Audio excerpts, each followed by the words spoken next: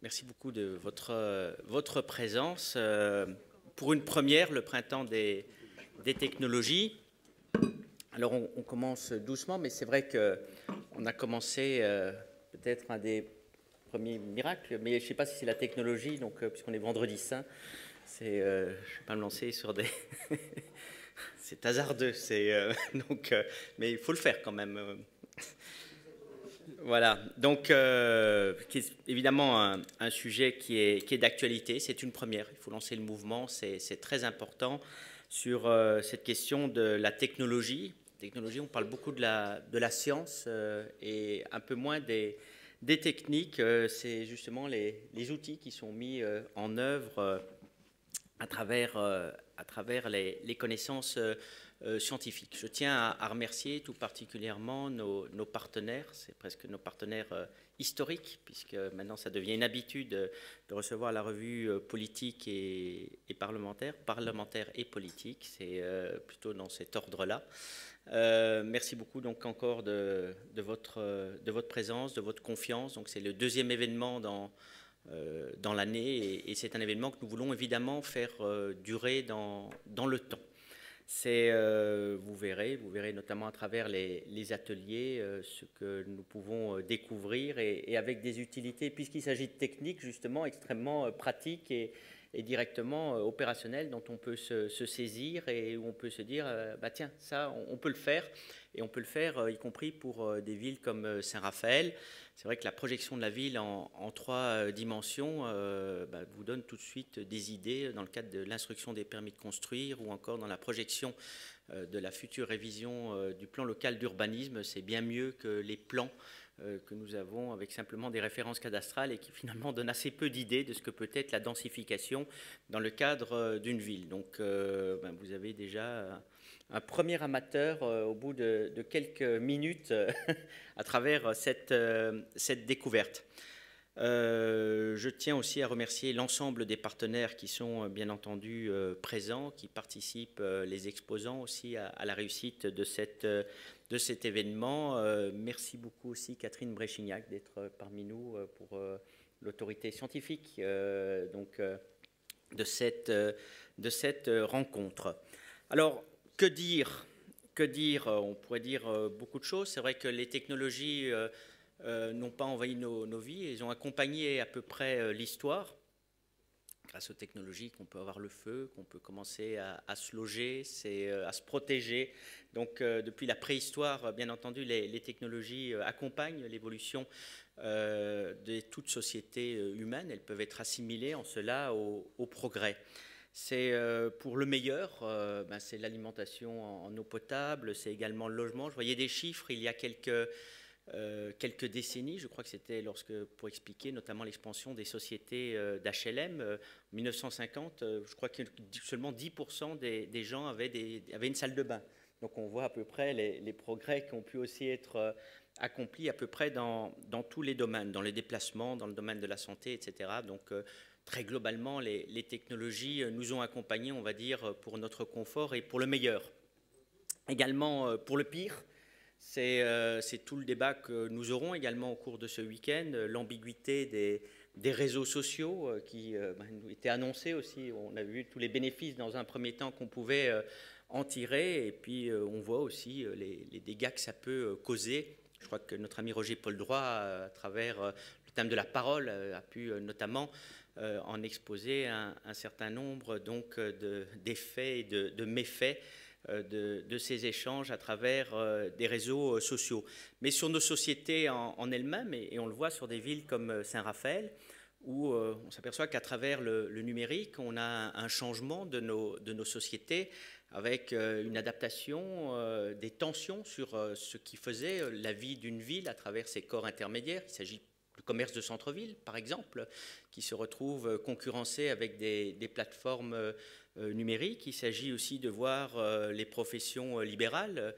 ChatGPT va sûrement faire beaucoup de dégâts dans un certain nombre de domaines, y compris si je prends ma profession d'avocat, vous avez un concurrent gratuit qui finalement vous donnent des analyses qui peuvent être aussi extrêmement précis. Donc, et tout ceci se traduit par la nécessité de s'adapter, de modifier, ce qui pouvait faire la richesse d'une ville à travers ses commerces, à travers des professions libérales et les professions médicales aussi qui vont être concernées. Eh bien, on voit que très concrètement, ces questions des technologies, ici à Saint-Raphaël, peut avoir, et a un sens d'ailleurs, dans le cadre des réflexions que nous devons avoir.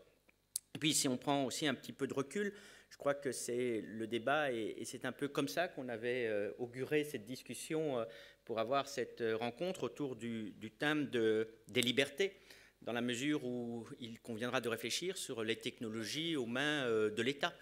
Les mamelles de l'État étant très souvent la surveillance, le contrôle et l'obéissance à travers le temps, puisque les premiers États, c'est la collecte des impôts, c'est l'armée, c'est la justice. Donc on voit bien que tout ce que les technologies permettront de donner, d'accroître dans ces domaines de la surveillance et du contrôle.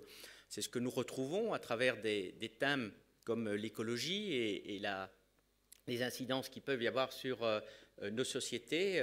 Eh bien, très concrètement, jusqu'où il faut aller, on avait déjà eu l'occasion d'échanger, je crois que c'était avec Michel-Édouard Leclerc, c'est le fameux QR code qui va mesurer notre consommation carbone et qui donnera des bonus ou des malus en fonction de nos consommations.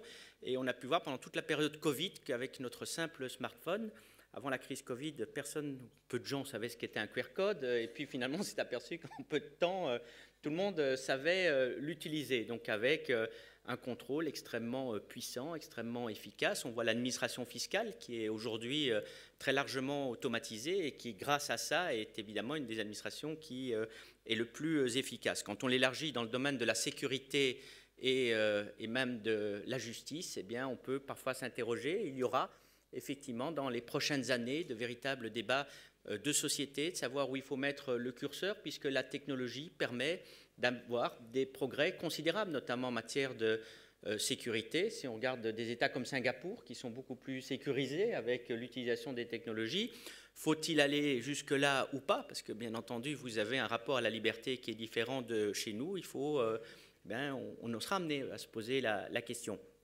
Comme on avait l'occasion aussi de se le dire, si vous implantez une puce sur tout le monde, eh bien c'est sûr qu'avec une meilleure surveillance, vous allez très certainement réduire la délinquance. Mais est-ce que ce sera accepté pour réduire la délinquance d'avoir cette atteinte à nos libertés individuelles? Alors spontanément on dira peut-être non, mais si vous avez un meurtre ou un massacre de masse qui suscite une émotion collective et on retrouve l'humain à travers l'émotion, est-ce que ce ne sera pas accepté finalement à un moment donné dans une société qui est aussi une société qui est plus vieillissante et qui souhaite être davantage protégée. Alors il faut, et c'est le but de cette rencontre, c'est bien entendu en débattre.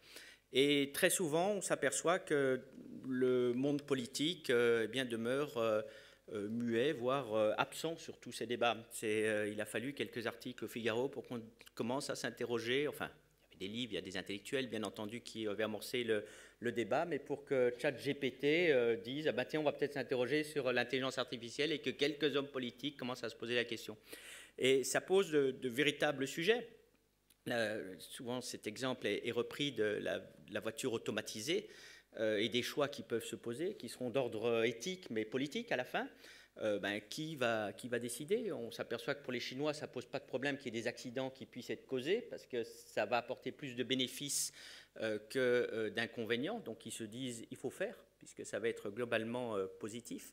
Globalement est un terme assez utilisé en Asie pour apprécier les choses, tandis que nous, dans nos sociétés de précaution, où il ne faut pas prendre de risques, on va attendre longtemps aussi pour que ce soit mis en œuvre.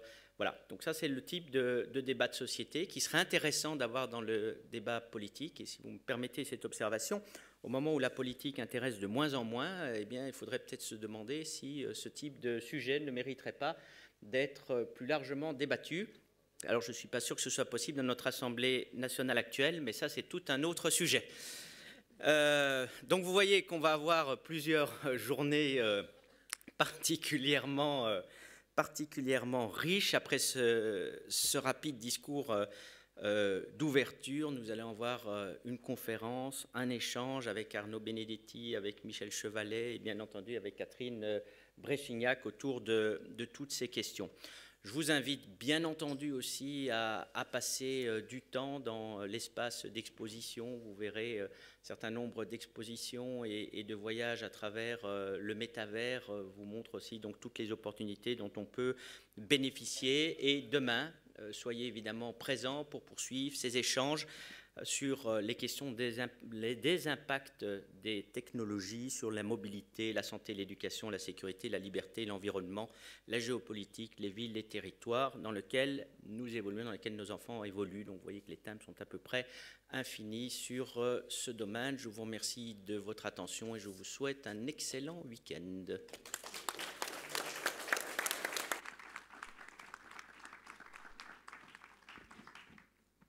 Merci, Monsieur le maire. Merci, cher Frédéric Masquelier, pour votre accueil et au nom de la revue politique et parlementaire de Patrick Tivolier et de Vincent Dupuis, qui sont les deux propriétaires de cette revue. Je tiens à vous dire combien nous sommes heureux maintenant de nous retrouver de manière régulière et récurrente ici à Saint-Raphaël, à la fois pour la qualité de l'accueil que vous nous apportez, et puis aussi, je veux souligner le rôle de vos équipes qui permettent à chaque reprise l'organisation parfaite des événements que l'on monte ici à Saint-Raphaël.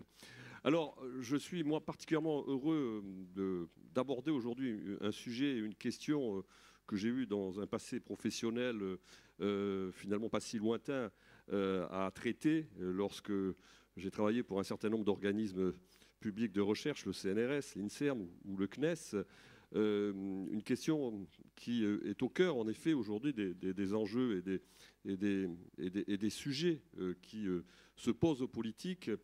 La question de la technique, c'est une très vieille question qui se pose à l'humanité, mais qui se pose politiquement, finalement, depuis assez récemment.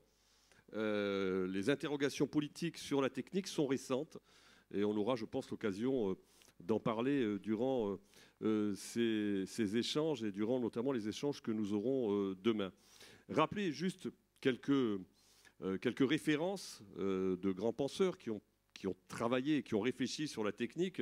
Je pense à un philosophe espagnol qui s'appelle Ortega y Gasset, qui a beaucoup travaillé, qui a beaucoup réfléchi sur la question de la technique et sur les sociétés de masse. Et il dit finalement, qu'est-ce qui vraisemblablement différencie l'homme des autres animaux, c'est que l'homme est un animal technicien. Alors pourquoi dit-il que c'est un animal technicien? Parce que tout simplement, Ortega y Gasset considère que l'homme est le seul animal qui ne se résout pas à sa condition et qui souhaite en permanence la dépasser, ne serait-ce que pour améliorer ses conditions d'existence. Et c'est ce qui fait qu'à ses yeux, l'homme est un animal technicien. Je pense à un autre philosophe qui a aussi beaucoup travaillé sur ces sujets, mais qui a une vision peut-être moins optimiste qu'Ortega y Gasset, quoique la vision d'Ortega y Gasset n'est pas toujours optimiste sur ce type de sujet. C'est un philosophe, professeur aussi de droit, qui a été un grand éditorialiste également, et qui a été un peu oublié depuis maintenant les années 2000, mais qui a, durant toute la seconde moitié du XXe siècle, beaucoup travaillé sur cette question de la technique, c'est Jacques Ellul. Jacques Ellul considérait que la matrice de l'histoire de l'humanité, c'était la technique et c'était la dynamique historique qui était vraiment présidée par la technique, au point qu'il parle d'un système technicien avec lequel il considère que finalement nos sociétés rencontreront un certain nombre de difficultés. Alors aujourd'hui, moi je suis très heureux d'accueillir deux personnalités que je connais très bien depuis très longtemps. Alors je vais vous les présenter. Alors c'est pas toujours simple quand on connaît très bien finalement des personnalités de vous les présenter, mais je vais essayer de le faire avec la plus grande objectivité qui soit. En l'occurrence, la première c'est Catherine Bréchignac, qui est la présidente du comité scientifique de la revue politique et parlementaire, mais qui est d'abord, je tiens à insister parce qu'à chaque fois elle me le dit, qui est d'abord une physicienne. Ça c'est un premier point, et une très grande physicienne, l'une des plus grandes physiciennes françaises. Elle a aussi eu des responsabilités importantes dans le domaine de la recherche et de la science, puisqu'elle a dirigé à 2 reprises le CNRS. Ça a été d'ailleurs la première femme nommée à la tête du CNRS par Claude Allègre en 1997. Et puis elle est revenue une deuxième fois en 2006 pour présider cette fois-ci l'organisme. Elle est secrétaire perpétuelle de l'Académie des sciences et elle est également ambassadrice pour la science, la technologie et l'innovation. Elle est auteure de plusieurs livres parce que, outre que d'être une grande scientifique, c'est une personnalité qui est très engagée dans la question de la transmission et de la vulgarisation. Son dernier ouvrage, vous le trouverez ici, d'ailleurs vous trouverez pratiquement l'ensemble de ses ouvrages à la sortie. Son dernier ouvrage est intitulé « Retour vers l'obscurantisme », a été publié il y a maintenant 1 an aux éditions du Cherche-Midi. À ses côtés, une des personnalités, on parlait de transmission, alors s'il y a une personnalité qui a joué un rôle important en France dans la transmission de la science et de la technologie, qui pour des générations est notamment associée au rôle de la télévision, de la grande télévision dans cette fonction de transmission, c'est bien Michel Chevalet. Je ne sais pas si je dois le présenter. Il est rentré à la télévision à la fin des années 60. Il a été à l'ORTF. Si mes renseignements sont bons, son nom est associé à beaucoup de grands événements scientifiques, mais aussi à beaucoup de grands événements spatiaux, puisqu'il a couvert, je crois, toute l'aventure spatiale depuis 1969. Enfin, l'aventure spatiale a commencé avant 1969, mais en tout cas, les grandes images de l'aventure spatiale, c'est 1969 et le premier homme sur la Lune. C'est quelqu'un qui, depuis des années, se bat aussi à la télévision et dans les médias, j'en suis témoin, pour faire en sorte que l'on parle plus de science et de technologie. C'est un point très important et il nous dira peut-être que c'est peut-être encore plus difficile aujourd'hui que ça ne l'était par le passé. Alors, avant d'aborder toutes les questions qu'a parfaitement posées Monsieur le maire, Monsieur Masquelier, j'ai envie de vous poser à tous les deux une question plus personnelle. D'abord, une première question à Catherine Bréchignac. Aujourd'hui, on parle beaucoup de crise des vocations dans les carrières scientifiques. J'ai une première question à vous poser. Comment, finalement, vous avez décidé de devenir scientifique? Qu'est-ce qui vous a poussé, finalement, à embrasser cette carrière? Bonsoir à tous. Alors, je vais vous décevoir, c'est vraiment par hasard. C'est-à-dire qu'en fait, lorsque j'étais petite, j'étais dyslexique, très très dyslexique. Et à l'époque, on ne savait pas bien ce que c'était. Et on avait dit à mes parents, elle n'ira pas plus loin que le certificat d'études, peut-être le brevet. Donc, bon, je suis partie avec ce handicap. J'ai réussi à faire le primaire. Je suis rentrée en 6e. J'ai redoublé ma 6e. Enfin, c'était la catastrophe. Et puis, en 5e, j'ai rencontré un prof de maths qui a dit « Mais cette fille, elle n'est pas si bête que ça. » Et donc, elle m'a plu. Et je suis partie en train de faire des mathématiques. Et comme je n'avais pas besoin d'une dyslexie en mathématiques, ça ne se voit pas beaucoup. Donc, voilà. Et puis, je suis arrivée toujours en tête de classe en maths. Et donc, j'ai joué le jeu. Et petit à petit, j'ai corrigé ma dyslexie toute seule en lisant énormément. Et puis je suis rentrée à l'école normale et puis j'ai passé la grecque et voilà. Et alors, donc je suis rentrée à l'école normale en mathématiques. Mais la promo de mathématiciens, des garçons, parce que je regardais quand même un peu les garçons, la promo de mathématiciens ne me plaisait pas du tout parce qu'ils avaient l'air vraiment très très très tristes, alors que les physiciens étaient beaucoup plus rigolos. Donc, je suis partie à faire de la physique. Et puis ensuite, je me suis dit, non, mais je ne vais pas enseigner. Alors, j'ai passé la grecque, je ne vais pas enseigner. Alors, qu'est-ce que je vais faire? J'ai envie de voyager. Oh ben tiens, je vais faire de la recherche. Et donc, je suis rentrée au CNRS. Et là, je dois dire que j'ai été absolument passionnée par la recherche et par le travail que j'avais à faire. J'ai eu un sujet de thèse qui m'a plu et ça a été une véritable passion. Et pendant plus de 25 ans, j'ai été vraiment complètement passionnée par tout ce que j'ai fait. Et puis j'ai travaillé sur les nanos et voilà. Et donc, puis après, j'ai eu toute ma carrière. Voilà un peu comment j'ai fait de la physique, ce qui est donc un peu par hasard.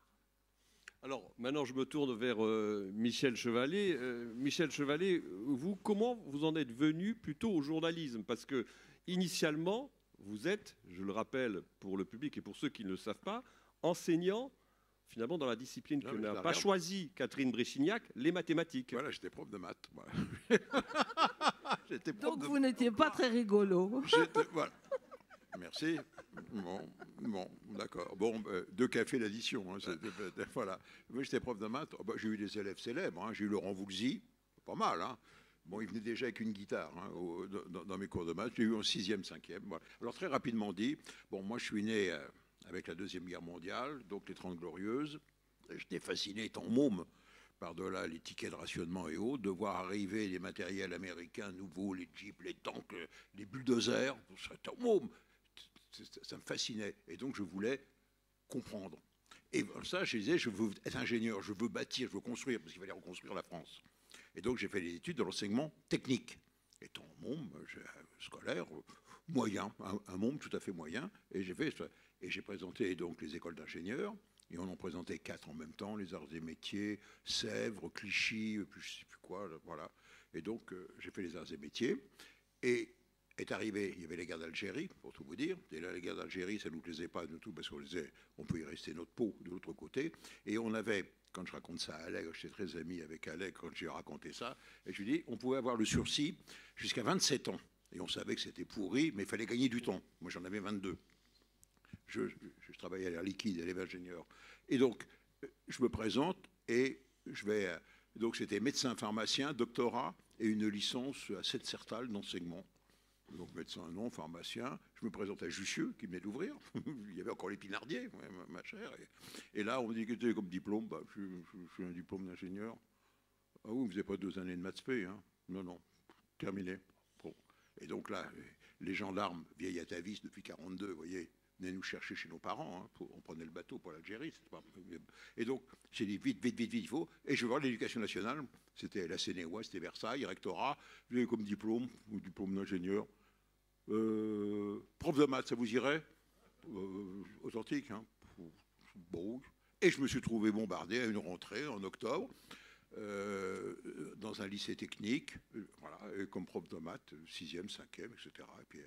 Et puis après, je suis resté à l'éducation nationale. Et parallèlement, toujours le souci, j'aimais la mécanique, je mets les mains dans le cambouis, je tors, et de comprendre et de faire partager cette connaissance. Une connaissance n'a d'intérêt que si on la partage. Et donc, j'ai commencé à écrire, j'avais à Sciences et Avenir. On peut retrouver mes articles à Sciences et Avenir. Et à Sciences et Avenir, qui est partenaire de cet événement. Hein, Dominique Leglu est dans la salle. Eh oui. Et on trouvera mes articles. Et le patron de Sciences et Avenir, c'est François de Closet. Très brillant, François. Et François était sur la 1, en noir et blanc à l'époque. Et là est arrivé la 2 en couleur. Et François me dit, c'est des rencontres d'hommes, voilà, c'est pareil. C'est pas le hasard, je ne crois pas au hasard, mais à des opportunités. Et donc François me dit, écoute, tu devrais faire de la télévision. Je ne pensais pas ça. Moi, j'étais toujours dans la logique de petit prof de maths à Nogent-sur-Marne. C'est là où j'avais Voulzy comme élève. Et une opportunité, je vous la raconte, j'ai mis dans mon lit parce qu'elle est très belle, et elle tient sur un verre de Ricard. Allez, on se marre un peu tout de même. Dans les coulisses, je travaillais sur le programme Apollo, tout en étant prof, donc je préparais les sujets dans les coulisses, pas à l'antenne, pas. Voilà. Et Apollo 11 était couvert par Enfrol Chapelle, vous vous souvenez? Bon, Chapelle avait un goût assez prononcé pour le Ricard, vous allez voir la suite. Est arrivé Apollo 12, 6 mois après, où Enfrol repart aux États-Unis, Chapelle est tout seul. Et Chapelle va à Cap Canaveral, fait en direct le lancement. Moi, j'étais à la télé, un peu dans les coulisses toujours. Et il a tellement bien arrosé le départ avec les copains qu'il a raté l'avion. Comme on était au RTF, il fallait voler Air France. Il devait y avoir 3 707 par semaine, etc. Bref, la télé qui m'avait vu dans Sciences et Avenir, etc., m'appelle, la 2e chaîne de télévision, Péricard, que tu as connu. Et Chavalet, j'ai vu votre article dans Sciences et Avenir. Dites-moi, Chapelle, il a bien arrosé le départ de la fusée qu'il a raté l'avion. J'ai personne ce soir aux 20h. Est-ce que vous ne pouvez pas venir en plateau? Et là, l'opportunité, c'est de dire, ou bien vous vous dites, non, la trouille, c'est impressionnant, hein, la première fois. Ouais, j'y vais. Oui, chef d'établissement, quand je racontais ça à Allègre. Bon, je dis aux élèves, bon, ben, écoutez, on fait venir les cours, j'ai quitté les... le truc à être viré, évidemment. Et je me suis retrouvé, voilà, et puis on m'a dit, écoute, tu veux pas continuer? M'a dit la télé, ça serait bien que tu continues, etc. Voilà. Ça m'a mis le pied à l'étrier, ça a pris l'importance. J'ai démissionné de l'Éducation nationale, faut jamais faire ça, mon Dieu. Fin 71, début 72, et puis la suite, vous la connaissez. Voilà. Vous ne regrettez pas d'avoir démissionné de l'Éducation nationale, manifestement. Donc, tu vois, c'est un problème. Tu vois, bon, il faut une bonne formation de base. Bon, j'ai une double formation d'ingénieur et de théorique, puisque je fais une licence de maths appliquée, parce que j'ai fait ma licence en même temps. Mais ce sont dans la vie, ce que je dis, c'est bosser d'abord, ça ne fait pas. Et on a des opportunités. Et beaucoup de gens ne sautent pas dessus, n'ont pas le courage, l'audace. Tous les deux, on a eu l'audace. Vous avez fait le choix de la recherche. Moi, j'ai fait le choix de la communication scientifique, que j'aurais pu passer à côté. On va y revenir, Michel. Alors, moi, je voudrais revenir maintenant un peu sur la focale du sujet. Cette manifestation s'intitule « Le printemps des technologies », mais à côté de la technologie, il y a la science. Oui. Et très souvent, d'ailleurs, dans l'esprit du grand public, on confond science et technologie. Et justement, je voudrais profiter de vos autorités respectives pour que vous nous, finalement, disiez qu'est-ce qui différencie. D'abord, est-ce que la science et la technologie, c'est la même chose? Première question, peut-être naïve. Et deuxièmement, s'il y a différence, quelles sont ces différences? Catherine Brichignac. Alors, ça c'est une bonne question. La science et la technologie, c'est absolument pas la même chose. De toute façon, il y a deux mots. Alors, on ne va pas quand même pas commencer à jouer sur les synonymes. La science est un outil pour comprendre. Et en fait, elle intéresse très peu de gens. Parce que, bon, pour comprendre, c'est compliqué. Et elle est basée sur un principe d'abord d'observation, de reproduction de l'expérience, de l'observation, puis de l'autre côté une théorie avec un modèle mathématique et une comparaison théorie-expérience. Et ça vous permet de comprendre et on améliore la théorie petit à petit au fur et à mesure que les expériences s'améliorent. La technologie, c'est tout à fait différent. La technologie, elle est basée sur des savoirs qui sont des savoirs scientifiques, techniques, pas technologiques, scientifiques, techniques, des savoir-faire, dans l'idée de fabriquer, de créer des outils ou des objets pour la société ou pour vendre ou pour tout ce qu'on veut. Donc, ou pour s'améliorer ou pour se protéger. Voilà. Donc, c'est deux choses qui sont complètement différentes. Et la société, elle est très en relation avec la technologie.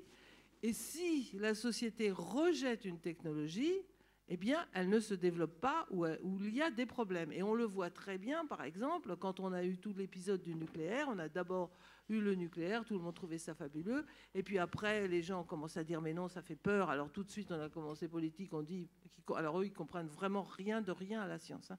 Ah. Mais donc, ils ont commencé à dire, mais non, mais il faut faire attention. Et donc, on a baissé le niveau des réacteurs et on les a laissés un peu tomber. Puis maintenant qu'on se rend compte que c'est pas... Enfin, la société se rend compte que c'est pas aussi dangereux qu'elle ne croyait. Et donc, on est reparti sur ce sujet. Donc, en fait, on voit... Et ça a existé pour tout. Ça a existé quand on a... Au 19e siècle, quand on a vu monter l'électricité. C'est pareil. Les gens ont eu très, très peur de voir arriver l'électricité. Et ils disaient, on va être électrocutés, etc. Puis alors, les Américains avaient eu le bon goût de prendre ça pour utiliser la chaise électrique. Alors vous pensez que la population était très en colère quand on avait peur d'utiliser l'électricité. Donc on a eu comme ça, à chaque fois qu'une technologie arrive, elle fait peur. D'abord elle est acceptée, puis elle fait peur, et puis ensuite petit à petit elle est comprise par la société et elle est reprise. C'est pour ça que je suis amusée en ce moment pour regarder comment on va se débrouiller avec ChatGPT. Ça m'amuse assez de regarder ce qui va se passer. Donc voilà la différence entre la science et la technologie. Et alors, juste et je vais passer ensuite la parole à Michel Chevalet, est-ce que le temps de la science et le temps de la technologie peuvent être distincts? En l'occurrence, si je suis votre développement. Je dirais le temps de la science peut être extrêmement long. Par exemple, une discipline qui est sortie, qui est l'informatique. L'informatique, c'est je dirais la symbiose entre l'électronique qui a été découverte avec la diode aux environs du XXe siècle, au début du XXe siècle, les premières diodes. Et puis, de l'autre côté, l'algorithmique. L'algorithmique, c'est quelque chose qui existe depuis très longtemps. Faire une multiplication, c'est de l'algorithmique, etc. Et même quand vous vous habillez le matin, mettre les chaussettes avant les chaussures, c'est de l'algorithmique, parce que vous avez un ordre.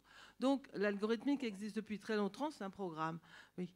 Et en fait, la jonction entre la domestication des électrons au milieu du XXe siècle et l'algorithmique a donné l'informatique. Il a quand même fallu quasiment 50 ans avant qu'on arrive au numérique. Donc ça a pris du temps pour construire. Du temps, on ne s'en est pas rendu compte tout de suite au départ. Et maintenant, évidemment, c'est l'explosion, et l'explosion qui va dans la société et qui est là et qu'on voit arriver d'un seul coup. Alors on a l'impression que ça vient d'arriver, mais pas du tout. Ça... Alors pour prolonger la question, Michel, la technologie va parfois, et c'est souvent le cas, plus vite que la science. Alors, dans le domaine, mon domaine qui est celui pas de la recherche, mais de la transmission de l'information, on fait, dans mon domaine de la télévision, par l'image, on parle beaucoup plus de technologie, parce que c'est démonstratif, que de science sur des parties beaucoup plus théoriques. Je prends des exemples que j'ai vécus, que je vis encore, parce que je suis encore un peu en activité. Pour faire comprendre, par exemple, comment on fait un rendez-vous dans l'espace, c'était mon métier, c'était nouveau avec les Gemini, pour le grand public qui déjà ne comprenait pas le mécanisme de satellisation, est-ce qu'il y a un moteur, pourquoi on flotte. En fait, la pesanteur existe toujours, mais elle n'est que relative, c'est-à-dire on est dans un ascenseur, on tombe à la même vitesse que les parois de l'ascenseur, donc par rapport aux parois de l'ascenseur, on est immobile, voilà, c'est ça. Mais la pesanteur existe toujours, sinon on se barrerait dans le cosmos, on ne verrait pas. Et donc, mes démonstrations étaient beaucoup plus sur la technique. Et qu'est-ce que je faisais? J'ai inventé les maquettes à la télévision. Vous vous souvenez de ça? Les maquettes, parce que j'ai utilisé un maquettiste qui était passionné d'espace à la SFP, qui était au chômage, et qui était passionné d'espace, qui faisait des maquettes. Et bien un jour, il vient me voir à mon bureau, c'était la 2, à l'époque, moi j'étais sur la 2, et il me dit, ben voilà, et puis il monte les cabines Apollo, et trucs, et il faisait ça à partir de revues, il reconstruisait. Je me suis dit, mais c'est génial. Donc j'ai proposé au directeur de l'information, il me faisait mes maquettes. Et je leur disais, voilà, vous êtes dans l'espace, vous voulez faire un rendez-vous, vous êtes sur la route à 2 dimensions, vous voulez rattraper une voiture, vous accélérez, vecteur vitesse, toc, et puis vous freinez, sinon vous lui rentrez dedans. Mais vous êtes dans un plan. Dans l'espace, on est en 3 dimensions. Et le problème, c'est que la force qui gouverne tout, c'est la pesanteur. Et donc, les véhicules flottent, vous voulez faire un rendez-vous, le rattraper, vous augmentez la vitesse, c'est normal. Oui, mais si vous augmentez la vitesse, vous allez descendre. C'est la mécanique. Donc vous allez passer dessous, vous allez le rater. Et donc avec des maquettes, je faisais joujou en direct, je disais, ben non, on passe dessous, hop, on passe devant, on freine, et hop, clac, on est dans le même plan, et voilà comment se fait le rendez-vous. Donc en 30 secondes, les gens avaient compris un concept qui est tout de même assez compliqué. Donc je dis, je fais beaucoup plus de technologie, et ma formation des arts et métiers est plus orientée évidemment vers la pratique, la praxis, la main, la praxis, que vers les théories. Et par exemple, essayer d'expliquer au grand public qui n'a pas les concepts, la mécanique quantique, j'ai beau appeler mon copain au CEA, là, même moi je décroche. La rédaction m'a dit, dis donc, l'ordinateur quantique, qu'est-ce que tu en penses? Tu vas nous expliquer comment ça marche. Ça, je vous expliquerai comment j'ai inventé comment ça marche avec Laurent Gérard, comment on l'a fait. Pour le moment, j'en suis incapable. Donc j'ai vu La Rousserie du Monde, que vous connaissez, qui est très brillant. Et donc on va essayer de trouver un système, un montage pédagogique pour faire comprendre comment ça marche un ordinateur quantique. Mais là, vous voyez, je suis aux limites de ce qu'on peut faire dans la transmission du savoir. Il faut que vous passiez du 2D au 3D pour passer au quantique. Comment? Catherine, oui. Développer. Oui. Il faut que vous passiez du 2D au 3D pour passer au quantique. Voilà, oui. Parce que bon, le calculateur qu'on a actuellement, qui est uniquement de la combinaison, c'est du 2D, c'est-à-dire vous avez deux dimensions, et là, pour avoir le quantique, la phase, vous êtes obligé de passer en 3D. Donc je pourrais vous donner des... Bon, je vais venir voir. Alors, non, mais okay. justement, c'est bien, le rendez-vous est pris, on va se voir tous les deux. Voilà. On ne s'est pas concerté avec Catherine, mais au moins, sa réflexion me permet de poser la question que je voulais poser. C'est-à-dire qu'en fait, elle est en train de nous expliquer que pour, à un moment donné, progresser, on a besoin aussi de technologie. Et la science a besoin de technologie. Alors, qu'est-ce qu'apporte aujourd'hui, qu'est-ce qu'a apporté historiquement la technologie à la science? Est-ce qu'on peut donner quelques exemples très, j'allais dire, parlants pour notre public? Je voudrais faire une différence entre la technique et la technologie. La technique a existé bien avant la science. Hein. L'homme préhistorique, il y a 450 000 ans, l'homme a inventé le briquet. Le briquet. C'est-à-dire, qu'est-ce que c'est quand au clair de la lune, on bat le briquet?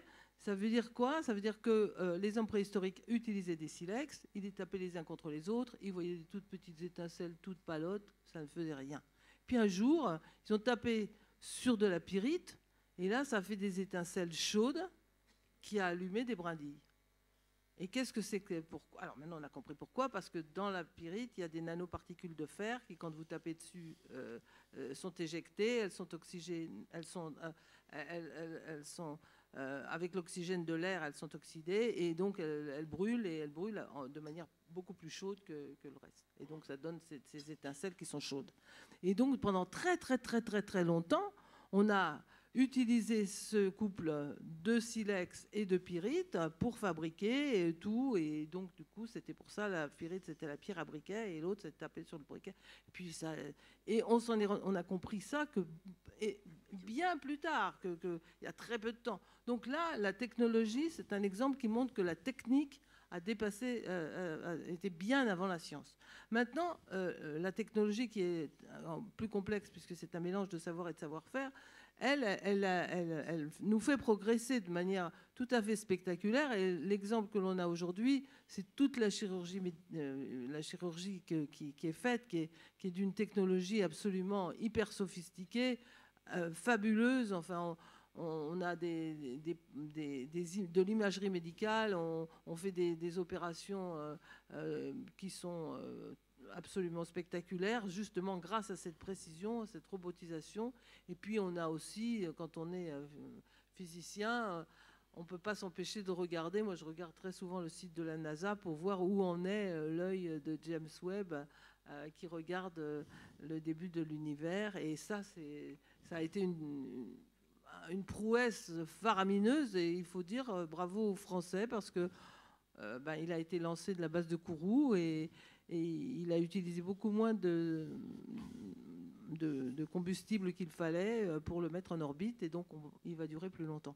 Donc en fait, on voit, et là c'est de la technologie qui apporte à la science. Donc voilà, donc aujourd'hui, on est, je dirais, couplé entre science et technologie, tout en gardant chacun sa spécificité. On reviendra sur l'espace dans quelques instants et sur ce dont Catherine Bréchignac a parlé, la chirurgie et notamment l'apport de la technologie à la chirurgie. Je signale pour ceux qui s'intéresseraient à ce sujet que dans l'espace démo, il y a un film avec une conférence d'une quinzaine de minutes du professeur Maresco, qui est l'homme qui a monté l'IRCAD et qui est vraiment un des grands spécialistes de la chirurgie à distance, en l'occurrence, qui explique un peu quelles sont les avancées que son unité a permis de réaliser. Alors maintenant, venons-en un peu aux grandes avancées. Je me tourne là vers Michel Chevalet. Qu'est-ce qu'on peut attendre dans quel domaine à l'échelle de 2050, 2060? Faisons un peu de fiction en matière de technologie.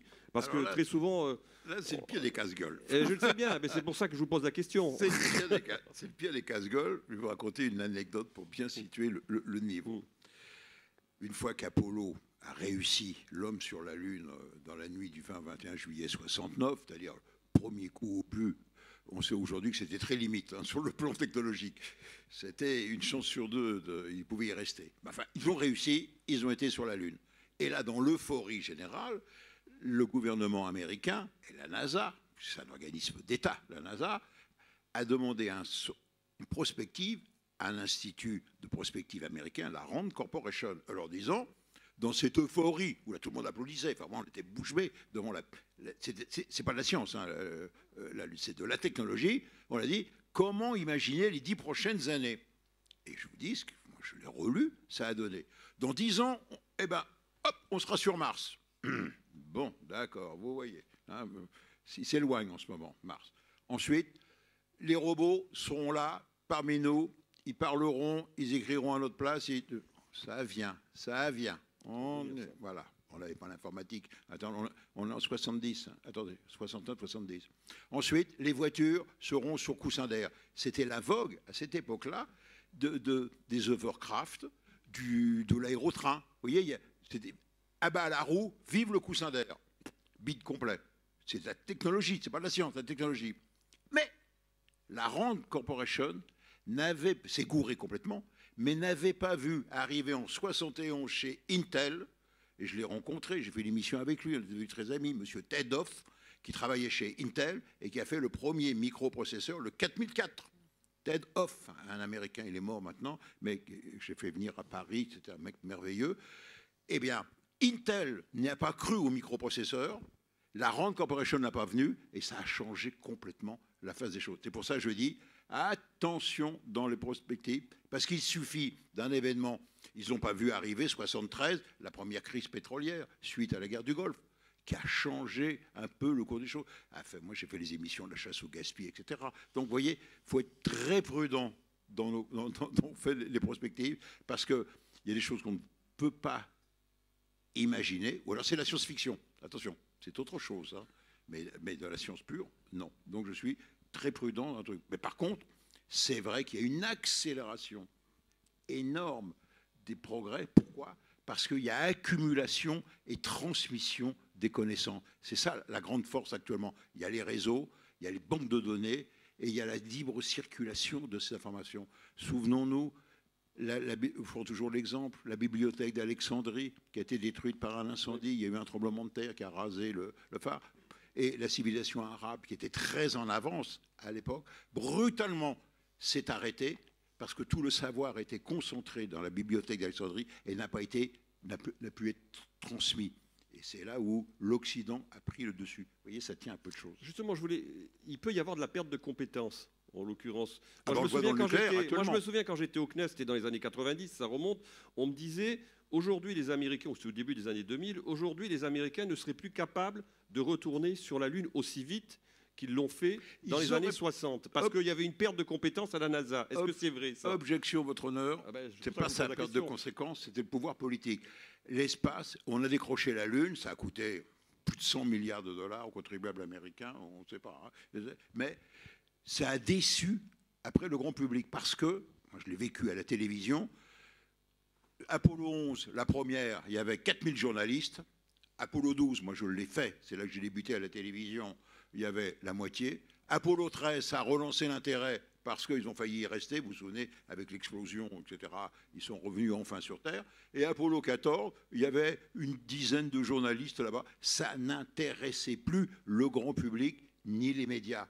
Et par-delà, le contribuable américain, le Congrès, qui a dit, bon, écoutez, et du coup, les Apollo, il y en avait jusqu'à Apollo 20, ça s'est arrêté à Apollo 16, avec le géologue Schmitt. Voilà. Donc, il y a eu 6 Apollo, alors qu'il y en avait 10 de prévus. Donc, l'Amérique s'est détournée de l'espace dans les années 75-80. Il a fallu faire Apollo-Soyouz pour faire mimi avec les ex-soviétiques. On a fait un rendez-vous sur l'espace. Ça, c'est la technologie. Mais ça a été relancé par les navettes américaines, qui étaient le Nirvana, qui a coûté une fortune, qui est un engin d'une complexité folle, mais ça a bloqué complètement et on s'est détourné de la Lune. On a dit, oh, la Lune, ça ressemble à la Terre, c'est le même matériau, on va dans le Massif central, on retrouve le même basalte, etc. Et il y a eu un désintérêt, et donc ils n'ont pas une perte de savoir-faire. Et donc aujourd'hui, et on y arrive, les Américains repartent sur la Lune, bille en tête, ils voient ce que ça coûte, ils redécouvrent tout, ils sont en train de faire une fusée géante du matériel, ils redécouvrent tout. Pourquoi ? Parce qu'il y a les Chinois qui disent on va aller planter le drapeau, l'Orient est rouge, bon, on va le mettre sur la Lune. Et là, America Great Again, c'est Trump qui a relancé ça, il dit les mecs, pas question, c'est nous, la Lune, c'est nous, on va y retourner le premier. Et les Américains mettent le baguet. Donc ce n'est pas une perte de savoir-faire, ça a été une perte de désintérêt des politiques et du grand public. Et du grand public. On va y revenir. Attention, si le grand public n'adhère pas, le Congrès américain, c'est très direct, la démocratie américaine, le Congrès coupe le fric à la NASA, et la NASA a dit, a dit à Boeing, salut les gars, terminé, on fera autre chose. Ça, c'est exactement l'exemple dont je parlais tout à l'heure, c'est-à-dire qu'en fait, si la société n'accepte pas une technologie ou si elle s'en détourne, évidemment, elle n'avance pas. Elle n'avance que si elle fait rêver. Et une fois qu'on a mis un pied sur la Lune, ma foi, bon, pourquoi en mettre deux, quoi. Donc en fait, alors que la connaissance scientifique nécessite est une construction qui avance lentement, sûrement, et qui est aussi anonyme. C'est-à-dire qu'en fait, Einstein n'aurait pas existé, on aurait eu quelqu'un d'autre qui aurait trouvé la relativité générale, parce que ça existait. Mais Bach n'aurait pas existé, on n'aurait pas les concertos brandebourgeois. Donc en fait, on a une vraie différence entre la découverte, la science, et de l'autre côté, la création humaine et toute la technologie qui va avec la création. Alors, on va peut-être revenir maintenant sur une question qui est au cœur un peu d'ailleurs des enjeux de la revue politique et parlementaire. C'est tout ce qui touche aux politiques scientifiques et aux politiques publiques en matière de technologie et en matière de science. On entend très souvent aujourd'hui que l'Europe et la France, en conséquence, auraient pris du retard dans un certain nombre de domaines depuis de très nombreuses années. Est-ce que, un, vous partagez ce constat, et deux, quels sont aujourd'hui, justement, s'il y a retard, quels sont les domaines où nous sommes très en retard, où nous sommes même parfois en train de perdre une avance que nous avions par le passé? Catherine Bréchignac. Alors, je dirais que c'est exactement ce que vient d'expliquer Michel avec l'histoire de la Lune. C'est la même chose pour le retard ou l'avance. C'est-à-dire qu'en fait, de temps en temps, on fait autre chose que la trajectoire sur laquelle on est parti. Par exemple, si on reprend le lancement des satellites, on était parti sur une trajectoire où on lançait des satellites, mais des gros satellites avec une certaine précision, en orbite, même en orbite géostationnaire, à 36 000 km de nous. Et là, tout d'un coup, Elon Musk arrive avec ses satellites à toute vitesse. C'est des orbites basses, c'est 300 km de la Terre. Et évidemment, le temps, en fait, on voit bien que le temps, pour aller sur un géostationnaire qui est à 36 000 km, la lumière, elle va quand même qu'à 300 000 km à la seconde. Elle va vite, mais pas infini. Alors qu'en orbite basse, vous avez un temps de latence qui est beaucoup plus court. Mais comme vous êtes en orbite basse, et comme le disait Michel tout à l'heure, plus vous êtes bas, plus vous allez vite, parce que c'est la gravitation. C'est pas la pesanteur. C'est la gravitation. Donc, en fait, vous allez extraordinairement vite. Et donc, pour être vite et pour couvrir la Terre, il vous faut des satellites en permanence. Donc, c'est les méga constellations de satellites qui sont aujourd'hui lancées. Et ces méga constellations de satellites, elles sont donc parties des États-Unis. Et là, du coup, nous, on a des lancements qui sont extraordinairement faibles. On n'est plus les premiers lanceurs du monde. Parce que Starlink, il est parti sur des lanceurs beaucoup plus petits, pour des satellites beaucoup plus petits, beaucoup plus proches, beaucoup plus rapides, etc. Et alors les Chinois sont partis, parce que c'est la guerre entre les Américains et les Chinois sur ce plan, sont partis avec leur constellation de satellites, avec l'idée de pouvoir perturber les autres, et l'Europe est en train de monter la sienne. Donc on est dans une concurrence et on ne peut pas être sur tous les fronts à la fois. Donc quand on arrête quelque chose, eh bien, on est obligé de... on ne peut pas tout faire. On est un petit pays quand même. Hein.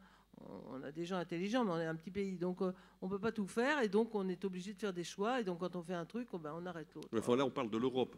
Aujourd'hui, quand même, il y a un sujet... Même l'Europe. Il y a quand même un sujet, Michel Chevalier, je me tourne vers vous, c'est sur l'accès à l'espace. L'Europe a été leader dans le domaine de l'accès à l'espace, notamment sur le lancement des satellites commerciaux. Dans quelques mois, ce qui se sait pas, c'est que l'Europe ne disposera plus de lanceurs, puisque Ariane 5 s'est terminé et que le programme Ariane 6 n'est pas arrivé à maturité.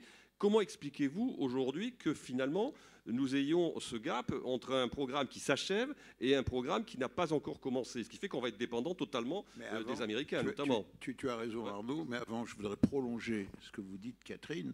Les virages qu'a raté la France, je parle de mon pays, et l'Europe, il y en a un qui est beau, c'est l'informatique, c'est la microélectronique. Même, elle a disparu. La téléphonie, on l'a raté. Les Thomson ou autres ont disparu. On en a raté pas mal. Dans la biologie moléculaire, on l'a vu avec le Covid, tout de même, le ratage complet, alors que l'on avait été bien placé pour le savoir, l'INSERM, on avait Sanofi, on avait autres. Moi, je ne suis pas complètement d'accord avec l'histoire du Covid. C'est bien. Catherine. Michel répondra après. Moi, je dis, on a raté l'ARN. On a raté. Alors, l'ARN, de toute façon, on l'avait trouvé avant Oui, tout on le l'avait monde. trouvé avant, bien sûr. On l'avait C'est trouvé dans vrai. les années Mais c'est 50. mais c'est ça qui est dommage. 60. On l'avait trouvé dans les années 60. Oui, mais Sauf c'est ça qui est que dommage. l'ARN, on l'a laissé tomber 10 ans trop tôt. Bon. Mais alors pourquoi? Bah parce que parce que l'ARN est quelque chose d'extraordinairement instable et que en fait il a fallu donc on s'est dit l'ARN messager c'est très joli ça, mais c'est instable, on n'arrivera pas à en faire correctement. Ce qui s'est passé, c'est qu'on a donc arrêté, on est parti vers autre chose. Toujours pour les mêmes raisons. Et puis de l'autre côté, d'autres pays ont continué à le faire, comme les États-Unis.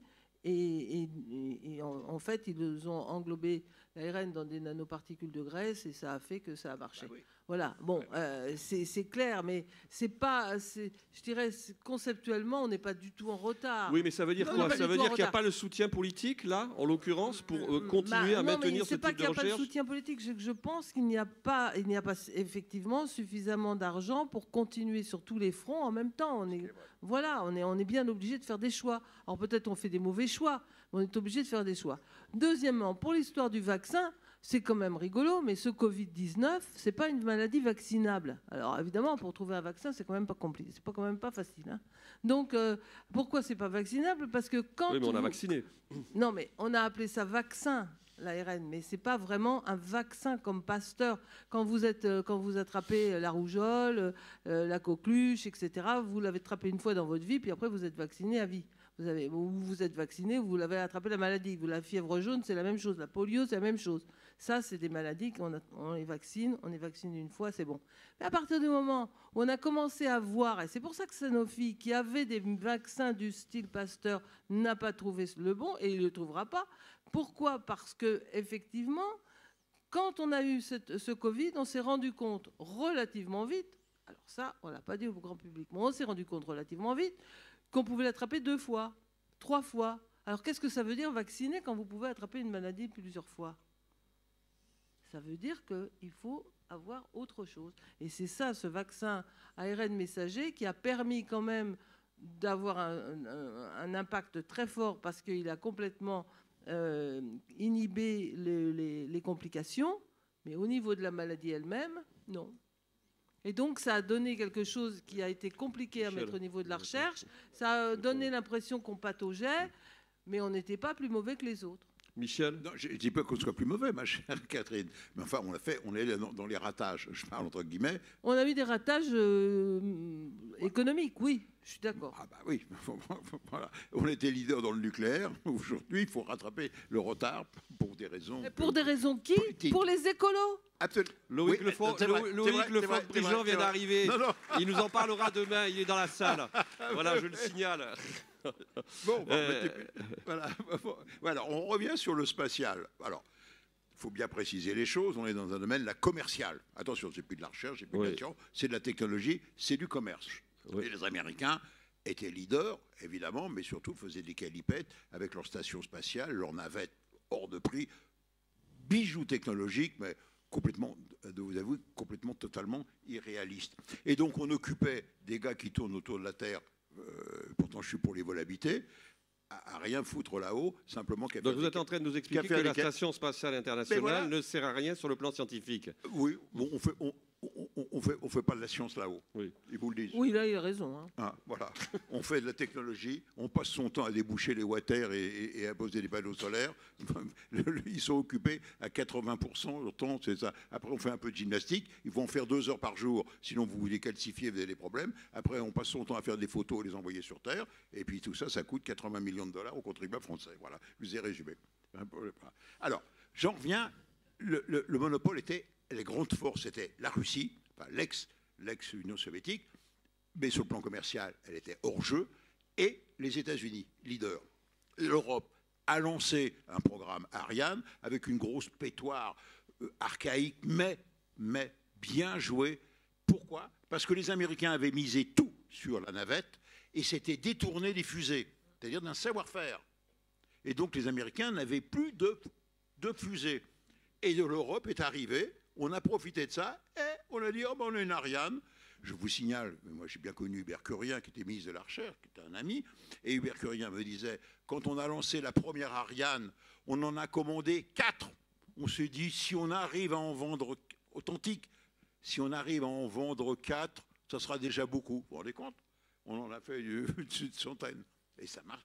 Pourquoi? Parce qu'on avait un engin simple qui correspondait au placement de satellites lourds de télécommunications. C'était un outil fait pour cela, et ça a été une réussite de l'Europe, et notamment de 2 pays, il faut reconnaître, la France et l'Allemagne, qui ont fait cela. Et donc, voilà la situation. Et on a surfé sur ce combat. Mais on n'a pas vu venir, et on y arrive, on n'a pas vu venir du côté américain qui se sont réveillés.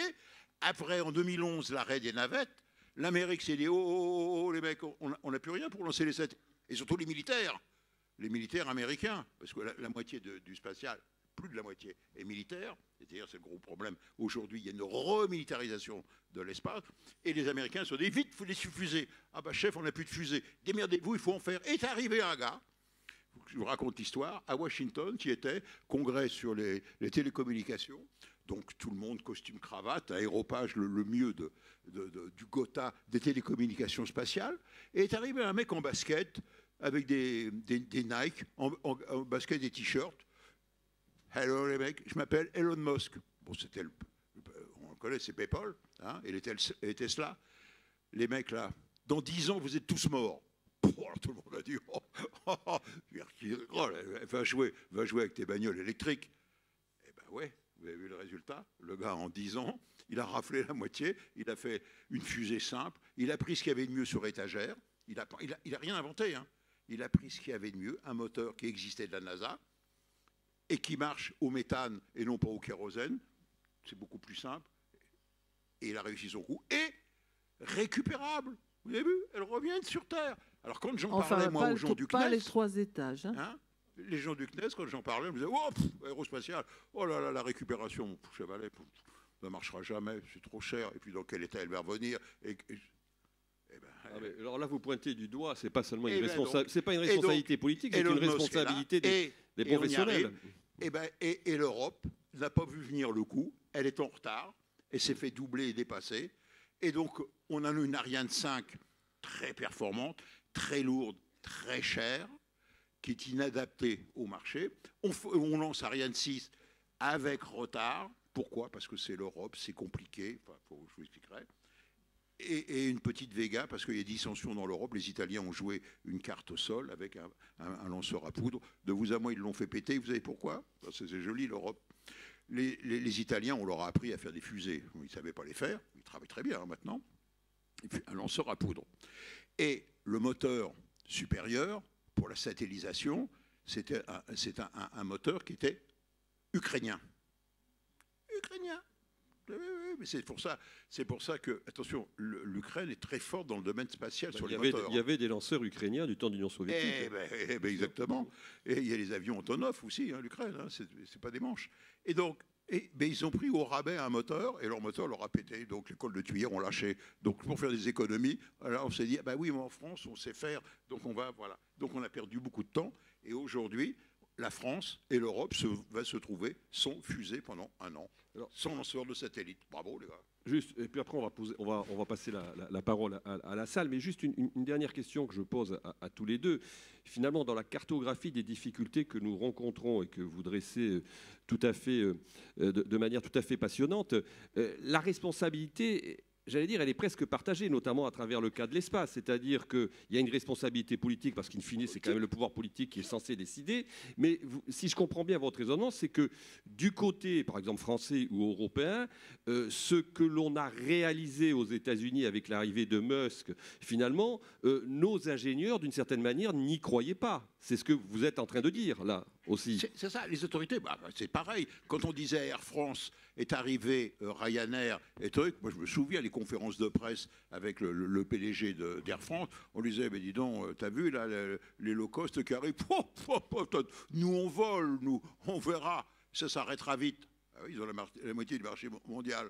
Quand on parlait avec... tu les connais, tu étais au CNES. Quand on parlait d'Elon Musk, on lui disait, vous avez vu, là, le low cost, la fusée, il va casser les prix. Oh, nous, on lance parce qu'on avait la monopole du marché avec Kourou en Guyane. Eh bien, raté. Voilà. On n'y a pas cru, il faut reconnaître. On a pris un métro de retard. Mais là, on reste sur le quai. Juste une dernière question sur la responsabilité des politiques, Catherine, parce que Catherine, vous avez eu quand même à gérer le CNRS à 2 reprises, donc la relation avec le pouvoir politique, vous la connaissez, c'est pour vous une relation de proximité. Est-ce que vous considérez qu'aujourd'hui le politique s'intéresse insuffisamment, bien évidemment, à ces dossiers-là et vraisemblablement parfois trop absent? On en reparlera demain, notamment sur la question du nucléaire. Je pense que là, un certain nombre d'intervenants qui sont prévus dans cette table ronde auront des choses à dire. Et est-ce que vous, par exemple, est-ce que vous considérez que la relation entre le politique et le scientifique, le politique et le politique et l'ingénieur, c'est dégradé par rapport à ce qu'on a connu, notamment dans les années 60 ou dans les années 70? Oui, elle s'est considérablement dégradée, mais c'est peut-être parce que on n'a pas la science est allée trop vite, hein, la technologie encore plus, et donc on n'a pas de politique qui ait fait de la science à haut niveau, parce que les scientifiques de haut niveau n'ont pas du tout envie de faire de politique. Donc on est vraiment dans un système qui a complètement changé. Alors qu'avant, on avait des politiques qui étaient des grands... On a eu des politiques comme des grands scientifiques. D'ailleurs, le dernier, en fait, a été Curien. Et Allègre aussi, dans une certaine mesure. Mais depuis, c'est plus possible. Et la science est allée trop vite et le scientifique, le politique ne suit absolument plus, mais vraiment plus. Sachant que vous parlez de la France, là. Oui, de la France, mais on commence à voir ça un peu partout d'ailleurs. C'est pas uniquement français. La France est assez caricaturale dans le tableau, mais maintenant c'est à peu près partout. Alors, il va falloir repenser un autre équilibre. C'est-à-dire qu'on ne peut pas arrêter le fait que la science aille vite, hein. Une fois qu'on a compris, on ne peut pas faire l'autruche en se mettant la tête dans le sable en disant « j'ai pas compris » pour faire plaisir aux politiques, c'est pas possible. Donc on est bien obligé de penser, de voir ça. Et donc il va falloir qu'on trouve un autre équilibre et que cet équilibre se bâtisse sur de la confiance. Il faut que le politique prenne les décisions politiques en ayant confiance dans les scientifiques, mais qu'ils ne la prennent pas uniquement sur des bases scientifiques. Parce que ce n'est pas les bases scientifiques qui vont dicter la politique d'un pays. C'est beaucoup plus complexe que ça. Il y a toute la société. D'ailleurs, c'était Sénèque qui nous disait, il y a 2000 ans quand même, que l'homme nu était absolument sans défense, mais qu'il avait 2 forces exceptionnelles qui sont la sociabilité et la raison. Et donc, le politique, lui, il doit intégrer ces deux points-là. Et donc, il faut qu'il fasse confiance aux uns et aux autres et que lui soit un intégrateur. Et c'est que comme ça qu'on arrivera à progresser. C'est-à-dire qu'il ne faut pas que le politique se dise « Oh, je vais me mettre un conseil scientifique pour m'aider à trouver la solution. » Et puis, si le conseil lui donne un conseil, il faut très bien qu'il se sente libre de le suivre ou de ne pas le suivre en fonction de la société. Donc c'est ça un peu on est dans la transition d'un monde vers un autre, c'est-à-dire qu'en fait on va avoir besoin les uns des autres pour faire la politique d'un pays. Oui, l'élément en fait qui est nouveau, c'est que quelque chose qui n'existait peut-être pas par le passé, c'est la question de l'acceptabilité de la société qui est devenue un enjeu aujourd'hui majeur pour les politiques dans la relation à la science et à la technologie. Alors justement la société, on va poser la question, on va maintenant tendre le micro au public et écoutez. On attend vos questions, vos commentaires, vos observations. Qui se lance? N'hésitez pas. Ah, voilà. Une question. Je pose une question à la scientifique. Ici. Qu'est-ce que vous pensez de ITER qui a été un... ITER. Ah, alors ITER. Alors ITER, ITER. Rappelez ce qu'est ITER peut-être. Alors je vais rappeler ce qu'est ITER. Alors ITER, vous avez pour faire de l'énergie essentiellement électrique, c'est ce qu'on fait avec le nucléaire.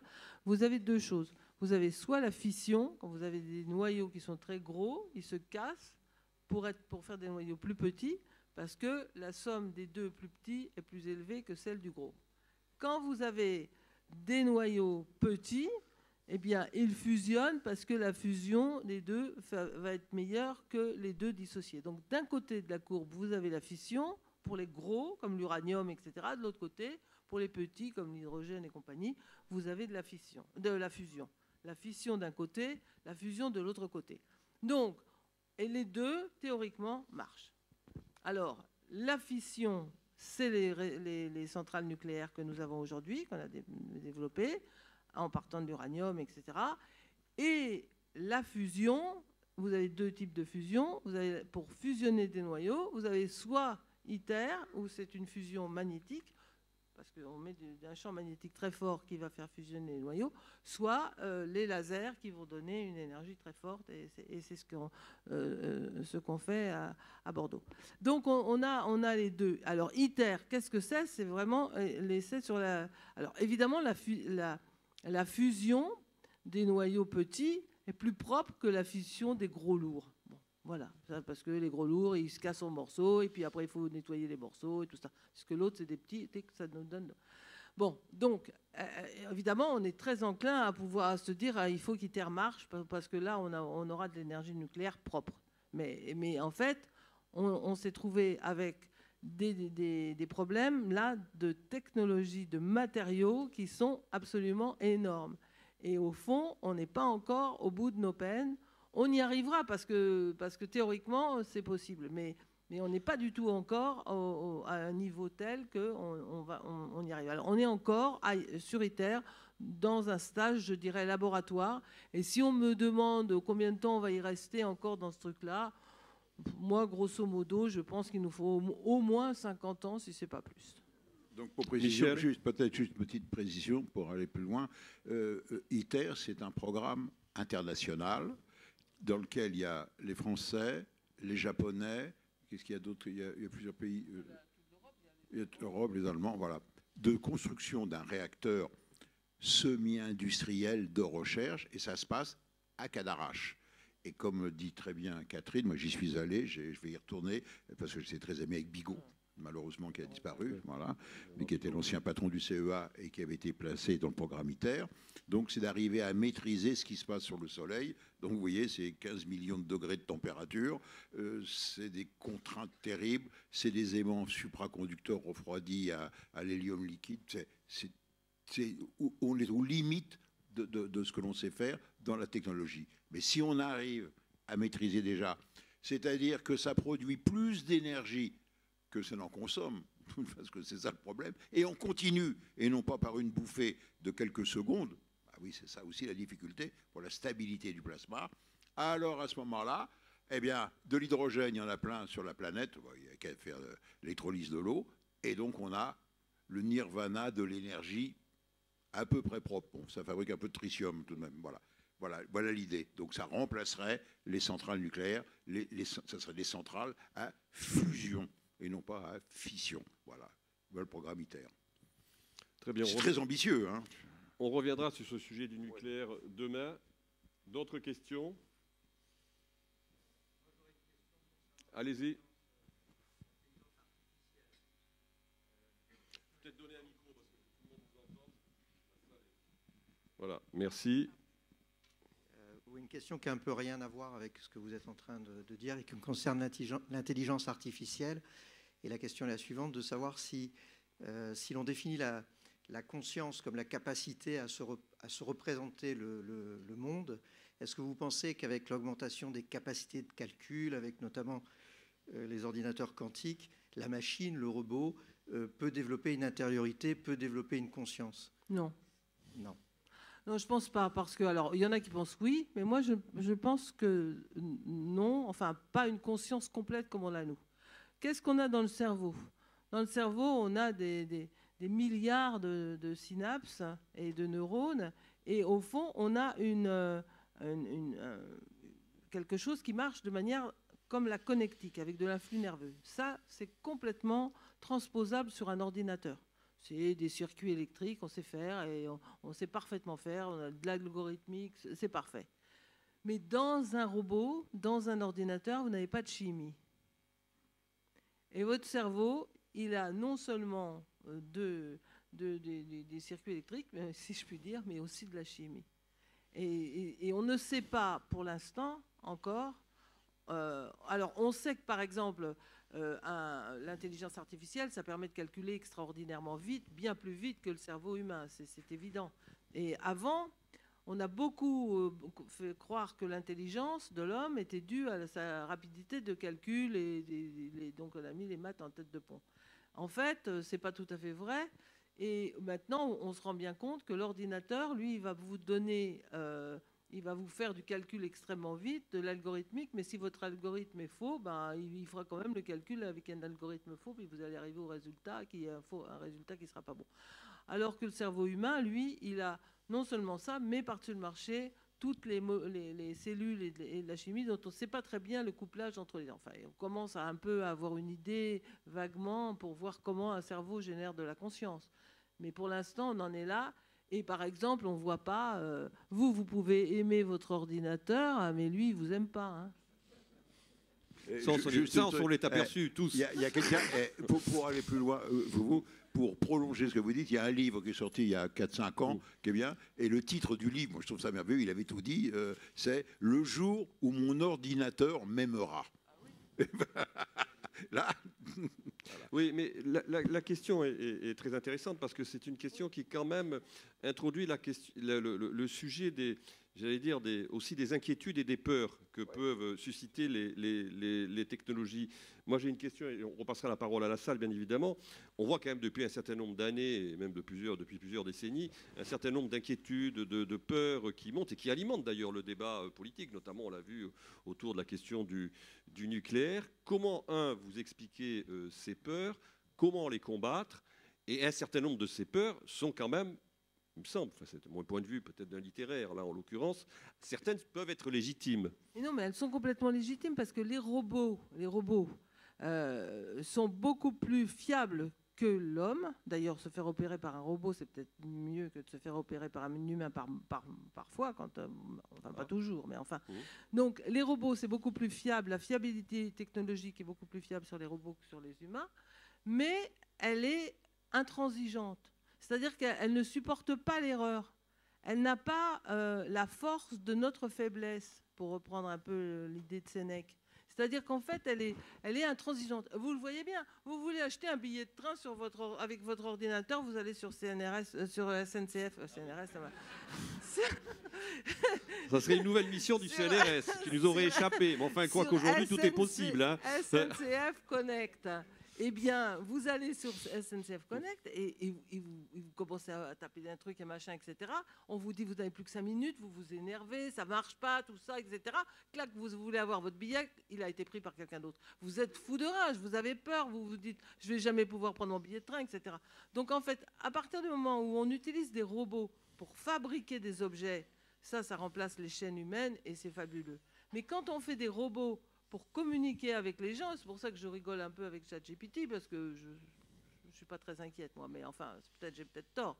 Mais à ce moment-là, on se trouve en face avec quelque chose qui a une intelligence artificielle, elle est vraiment artificielle et elle est intransigeante, elle ne supporte pas l'erreur. Or, quand même, ce qui fait le charme de l'humain, c'est l'erreur. Juste pour prolonger ça, ce que vous dites, du concret, regardez ce qui s'est passé dans le domaine de l'aviation. Ce qu'a fait Airbus, c'est remarquable par rapport à Boeing. Airbus, qui voulait concurrencer Boeing, a dit on va mettre la balle plus haut, on va informatiser le pilotage des avions. C'est-à-dire qu'on trouve des règles d'aérodynamique, c'est de la logique pure. Donc il y a plein de routines, de sous-programmes. Mais qu'est-ce qui a sauvé l'avion dans un certain nombre de catastrophes? C'est l'homme. S'il n'y avait pas eu des hommes, ils allaient au tapis. Vous voyez? Et pourtant, ils sont très performants. Hein. Vous allez prendre l'Airbus là, à Nice, il va se poser en automatique, il va décoller en automatique. Ça marche très bien. Sauf que, quand les sondes de Pitot givrent, ça finit au fond de l'Atlantique. C'est pour ça qu'il faut toujours mettre l'humain avec la machine. Merci de ce rappel très sage. D'autres questions? Alors, monsieur, on va vous passer un micro, voilà, qu'on vous entende. Le micro arrive. Oui, bonsoir, Pierre-Jean Bozo-Daguet. J'ai une question sur les évolutions technologiques et les impacts sociaux ou sociétaux. Vous prendrez l'expression qui vous conviendra. Enfin, première révolution industrielle, machine à vapeur, impact sur le monde paysan. Deuxième révolution industrielle, l'électricité et le pétrole. Non, la machine-outil. Machine-outil, avec l'électrification, base du développement de l'Union soviétique. Troisième révolution industrielle, Michel Chevalet l'a cité tout à l'heure, le microprocesseur, la Silicon Valley, Google incubé en 98, etc., etc.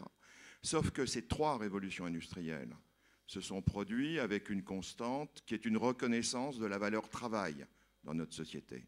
Or, il semblerait que dans les années 2010 à 2020, effet Covid ou pas, je ne sais pas, mais entre 2008 et 2022, la valeur travail a été abandonnée, du moins dans les sociétés occidentales, au profit d'un droit à la paresse, droit du temps libre. Les syndicats allemands ont demandé aujourd'hui la semaine des 4 jours, ils reviennent dessus.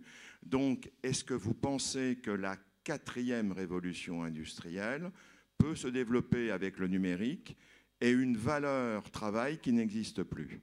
Alors, on est déjà dans l'industrie 4.0. Hein. On a déjà commencé l'industrie 4.0. C'est-à-dire qu'en fait, vous avez une industrie qui, enfin pour les industries semi-lourdes, hein, qui est une industrie qui se robotise énormément. Les usines de fuel, etc., les raffineries, elles sont pratiquement automatisées. Enfin, il y a énormément de... Alors maintenant, ce qui se passe, c'est que vous séparez, et la grosse différence avec ce que vous avez dit précédemment et l'industrie 4.0, c'est que vous sortez du cadre où vous sortez le commandement du lieu de fabrication. C'est-à-dire qu'avant, vous êtes dans l'usine, vous aviez à la fois le commandement et la fabrication qui étaient en même temps. L'homme appuyait sur les boutons, faisait ce qu'il fallait, etc. Je ne parle pas du siège, hein, ça c'est une autre histoire, du siège de la boîte, mais je parle de la commande, de la fabrication des pièces. Or, maintenant, vous pouvez le faire de chez vous, avec tout le numérique. Et donc, vous allez sortir de l'industrie, le commandement. Donc, vous allez dissocier les deux et ça va complètement changer l'idée à la fois de la fabrication, mais aussi de la mentalité de ce que vous faites. Alors maintenant, qu'est-ce que va faire l'homme là-dedans? Parce que si on n'en a plus besoin pour fabriquer les choses, qu'est-ce qu'on va faire? Il va bien falloir les occuper à quelque chose. Hein, avant, les occuper en leur demandant de travailler. Maintenant, si on n'a plus de travail à leur donner et que tout est fait par les robots, il va falloir qu'on repense à la société et qu'on remotive les gens. Parce que si on les laisse avec les ordinateurs à faire des jeux toute la journée, on va avoir une planète des singes. Hein. Pour votre information, j'ai fait le reportage à TF1, j'avais fait Fiat, ils travaillent très bien dans les moteurs. Fiat a conçu un moteur qui était sur les voitures qui ne nécessitait aucune intervention humaine, que des robots. Montés entièrement, bon, moi je fais de la mécanique, hein, et je restaure des vieilles bagnoles, alors, je sais ce que c'est. Complètement, il a été conçu, qui a été sur le modèle de la Punto. Ce moteur était entièrement... Moi je suis allé chez Intel aux États-Unis faire un reportage. La fabrication d'1 million de microprocesseurs par jour, c'est un hall immense de 300 mètres de long, il n'y a que 12 personnes dedans. L'homme perturbe les chaînes de fabrication. Vous voyez, il va y avoir, par la puissance de la robotique, fait qu'il va y avoir de moins en moins de types d'emplois. Voilà. Et malheureusement, on forme toujours 800 000 étudiants par an. Qu'est-ce qu'on va en faire? Est-ce qu'il y a certaines avancées qui ne sont pas souhaitables?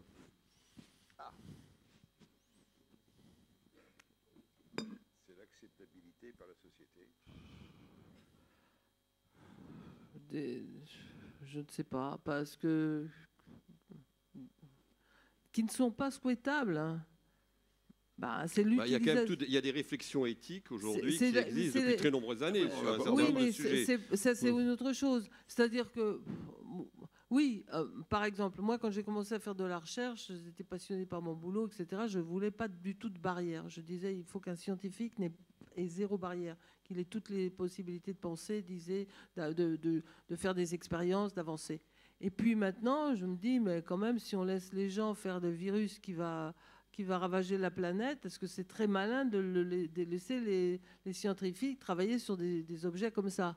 Oui, maintenant, on peut quand même se reposer des questions là-dessus et d'éviter de travailler sur certains objets qui sont qu'on ne saura pas maîtriser.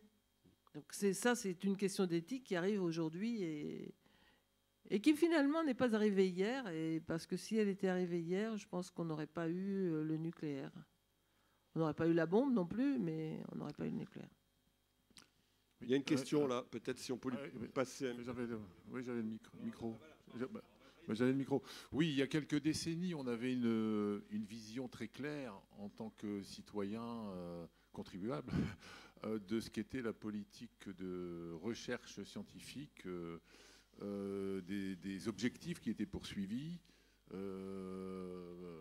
Si on s'y intéressait un petit peu du montant des budgets qui étaient consacrés.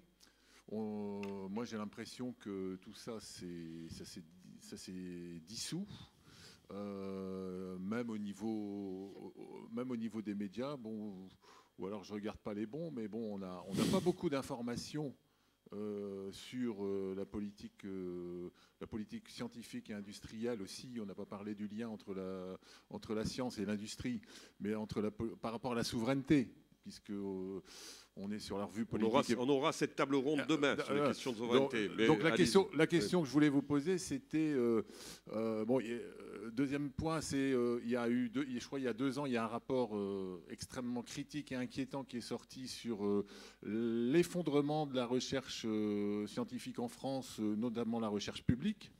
Donc je voulais avoir un peu votre point de vue là-dessus, savoir ce que vous pensiez d'abord du budget que la France alloue à sa recherche et notamment à sa recherche scientifique publique.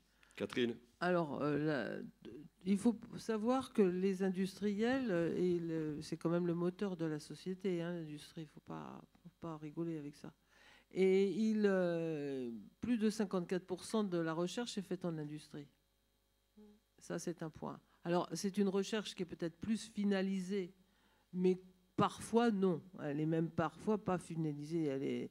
Mais c'est très intéressant. Et aujourd'hui, les industriels qui, à cause de l'environnement, sont obligés de repenser un peu ce qu'ils font dans leurs entreprises, faire des bons extrêmement intéressants à tout ce qui est les nouveaux matériaux, toutes les recherches qui se font pour tenir compte de l'environnement, et c'est très bien. Donc ça, c'est une recherche qu'il ne faut absolument pas négliger. De l'autre côté, vous avez de la recherche publique, qui est effectivement le reste, et qui est toujours en grande partie quand même en France pilotée par les organismes de recherche, un peu par les universités, mais surtout par les organismes, et qui est une recherche avec, je dirais, toujours le même pourcentage de recherche fondamentale, c'est-à-dire que ceux qui font de la recherche fondamentale, c'est une petite partie. Puis ceux-là, ils la font, personne ne la voit, tout le monde, on s'en rend même pas très bien compte. En fait, c'est comme Aspect qui vient d'avoir le prix Nobel. Quand vous lui demandez sur quoi il a travaillé, il y en a beaucoup qui ont du mal à comprendre. Hein. Et pourtant, c'est extraordinaire ce qu'il a fait.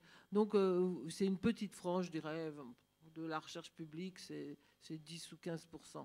Et le reste, c'est des gens qui font beaucoup de mesures, des collections de données, des statistiques, des choses comme ça. Et puis de là, vous avez aussi de la recherche beaucoup plus finalisée qui se fait aussi en public avec le couplage avec l'industrie. Et ça, c'est bon aussi. Donc en fait, voilà, donc il faut avoir ces idées-là dans la tête. Alors après, on est à la recherche sur les grands instruments, qui est un peu à part, avec les instruments comme le synchrotron. Personne n'en parle, mais il y a des retombées qui sont très intéressantes. Vous avez la recherche spatiale, vous voyez, donc en fait, on a une recherche qui est assez diversifiée en France. On touche un peu à beaucoup de choses et on a des moyens qui sont limites par rapport à ce qu'il faut faire. Le problème aujourd'hui, c'est qu'on demande trop aux chercheurs de chercher leur argent eux-mêmes pour faire leur recherche. Donc en fait, ça fait de la recherche un peu saupoudrée. Moi, j'ai eu une chance phénoménale parce que quand j'ai commencé à faire de la recherche, je ne me suis jamais préoccupée de l'argent que je vais avoir. Je demandais au directeur de labo et puis je faisais mon boulot. Et j'avais tout mon temps à penser et uniquement à penser. Maintenant, c'est plus vrai. Et ça, c'est mondial. Hein. Et ça donne une recherche qui est un peu plus chaotique, qui donne cette impression d'être un peu plus chaotique. mais vous avez quand même toujours une frange qui est une frange.